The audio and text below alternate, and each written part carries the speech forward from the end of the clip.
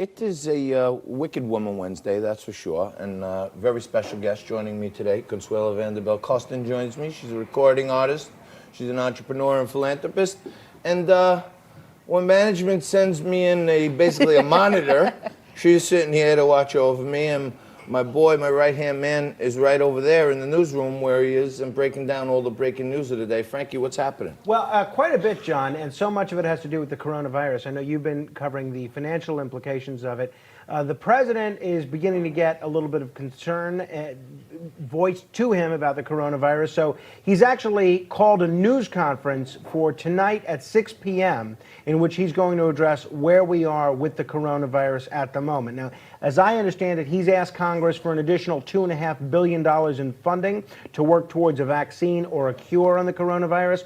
Chuck Schumer and some of the other Democrats in the Senate and the House are saying, wait a minute, we're not going to just hand you over a blank check until we see a concrete plan of how you plan to fight the coronavirus. And Chuck Schumer's not alone in criticizing President Trump. Mitt Romney came out yesterday and said that the Trump administration is unprepared when it comes to fighting the coronavirus. The Republican senator from Utah, certainly not considered a Trump ally by any means. That's for sure. And Consuelo, let me ask you this. Yep. Let's get your perspective on this. Sure. Number one, they're saying the president's not prepared, he's not ready, you know, all this other stuff.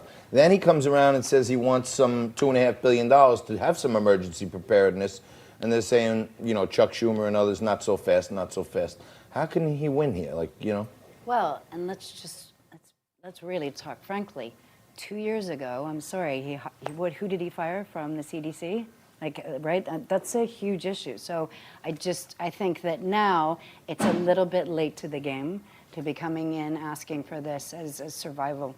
What do you think about that? Well, I mean, look, I think if it's an emergency, you got to go get the money. And, you know, if he needs it, you can't say he's not prepared and then when he says he needs money, not give it to him. But you may be right. Maybe some of the cuts he cut a little too deep. And just in other corona news, which hits near and dear to our heart, 700 New York State residents have now been asked to quarantine for fear of the coronavirus. Now, these are people that are asymptomatic but have traveled to areas where there is the coronavirus, so they've been asked to voluntarily quarantine themselves for 2 weeks until it can be certain that they don't have the coronavirus. Now, meantime, we learned just before the show that Brazil has now has a case of the coronavirus. That's become the first case to hit Latin America. Oh. So we're seeing Italy, the United States, now Latin America, all in addition to Asia and the Middle East. So clearly some cause for concern. And one person who doesn't think that the president has been doing too well with this at all is somebody that would like his job. That's former Vice President Joe Biden, who said the following yesterday about the president and his coronavirus response team. Turning point today with the CDC, warning schools that they must prepare, that they might have to close. Members of the Trump administration saying we don't have enough medical masks if necessary. What would you do? What we did with Ebola, I was part of making sure that pandemic did not get to the United States, saved millions of lives. And what we did, we set up, I helped set up that office in the presidency, in the president's office on diseases that are pandemic diseases. We increased the budget of the CDC. We increased the NIH budget. We should, if our president today, and he's wiped all that out. We did it. We stopped it. And the second thing I point out to you is that what I would do immediately is restore the funding. He cut the funding for CDC. He tried to cut the funding for NIH. He cut the funding for the entire effort. And here's the deal. I would be on the phone with China and making it clear. We are going to need to be in your country. You have to be open. You have to be clear. We have to know what's going on. We have to be there with you and insist on it and insist. I could get that done. No one up here has ever dealt internationally with any of these world leaders. I'm the only one that has. Well, you know, switching gears a little bit, when it gets so crazy that everybody's trying to take Joe Biden says, I'm the only one who did this, I'm the only one who did that. Sometimes, like we do here on Liquid Lunch, we take a look at the lighter side of things. And joining us right now is Alice Vaughn. Alice, thank you for joining us. You're the founder of Offensive Crayons, which is quite the fun endeavor. I've been looking at this from a lot of different angles. I almost feel like joking is not allowed anymore because, because political correctness is so heightened now that you can't even, like Don Rickles, to me, they called him the minister of mean, but he can offend everyone. And you made some adult play around crayons with some somewhat offensive things, and now you've got banned, right, from Amazon? I've been banned actually from several platforms. I've been banned from Amazon and I'm kidding you not when I say this, they officially banned me for offending children and Caucasians. I've been banned most recently off of Shopify. I've been banned from Facebook ads, Twitter ads, Reddit ads. Let's see, where else? Wow. Yeah. Alice, my God. So nice to meet you. And Pleasure to meet you as well. We love the fact that you've been, well, hi, shake. That's what women do. We There can you either go. kiss on the cheeks or shake hands. It gets a little awkward, yeah. We try. We'll We just do try. continue shaking We'll just keep, awkwardly, exactly, yeah. that's so good. Yeah, to make up for it. God, so, but you keep going, and honestly, we love that because it makes probably the fight and the desire so much more, right? The fire inside of you every time that's happening. So now, let's talk about this. When did it first start that actually you were banned? So it first started back in January of 2018. Okay. And actually that's when I received my first viral spike on Reddit. I've had several since then, but I mean, I've persevered, through and through. The way I see it is, if you're censored off of one platform, look, there's multiple other platforms. If you're only relying solely on one platform to get your message out, that's just a marketing failure on your end. Right. And I hate to say that to a lot of people who do rely on one specific platform to get their message out, albeit that be Twitter, Facebook, Amazon. But as a good business owner, you do need to diversify. Sure. So you can't just stick to one platform.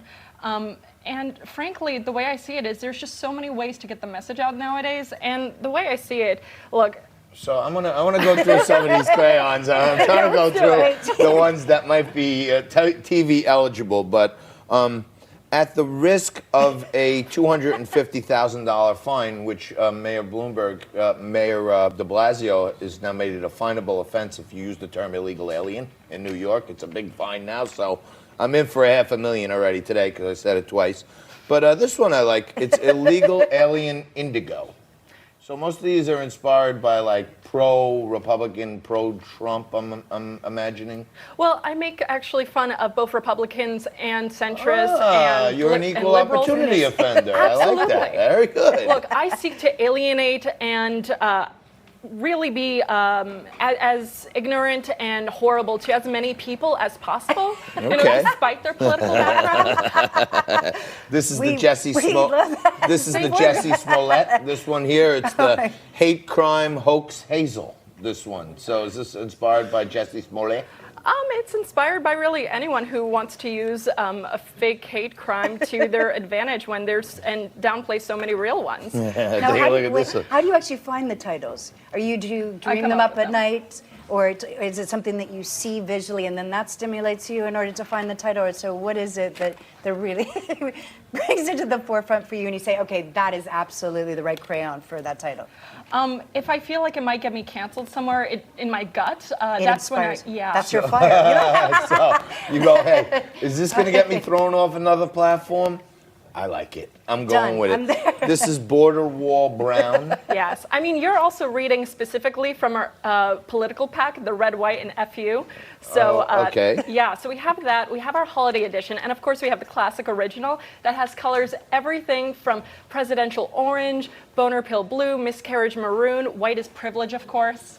Yeah. Okay, so we have, and these are all basically adult crayons, right? I mean, we're not trying to get wouldn't- kids to color with most of these. I don't know about your parenting style, but if you want to teach your kids social political issues that way, I mean, so be it.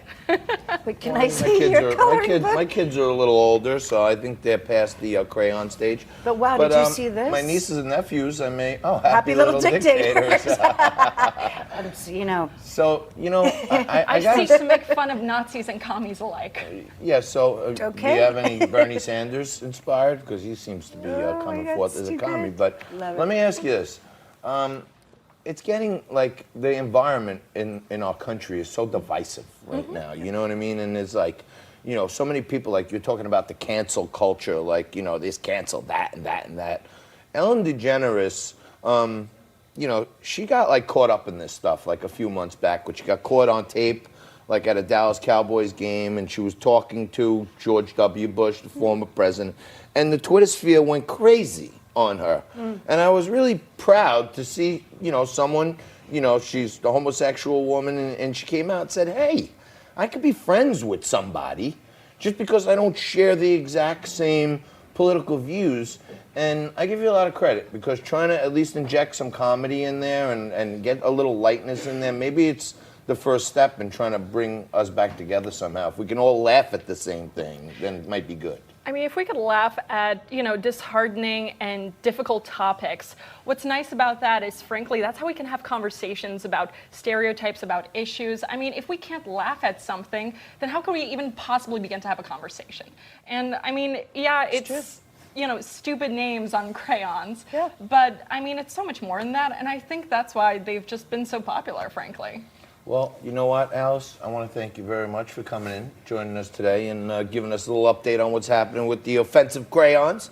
You got to go, if you want a good, fun joke, you want to have a little adult fun, go out and check out the offensive crayon line and the crayon books, and maybe I'll get my niece or my nephew's the Little Dictators coloring book. Is Happy that like Little a Dictators. Happy Little Dictators? Like, is that like a stocking stuffer or like a little side gift or something? Or? Well, I mean, I take history's worst dictators, 30 of them specifically, and I put them in the most absurd scenarios. So everything from Hitler painting like Bob Ross to Mussolini slurping on spaghetti. I've got it all. Oh my God. And if you're Amazing. Now, wait, is this also an animation series? It's not. Although, if you're an animator, feel free to contact me. Just right? Johnny, don't you think? There you go. You I you mean- might want to animate the Happy Little Dictators. You just never know. And speaking Adult of corona, Swim may be very interesting. Sorry. it's okay. And speaking of the topic of coronavirus, we only make sure to use factories that have the lowest possible human rights standards possible. Oh, wow. Okay. She's trying to offend everybody today. But Alice, you're great. Thank you. You're quite you. funny as well. You're awesome. So are you for sticking with us. But do not go anywhere. It's only going to get hotter in here, because our weekly Woman Wednesday contributor, Zen Sams, is going to be here. Actress, model, mentor, philanthropist, and she's going to break down the verdict on the Harvey Weinstein trial and more right after this.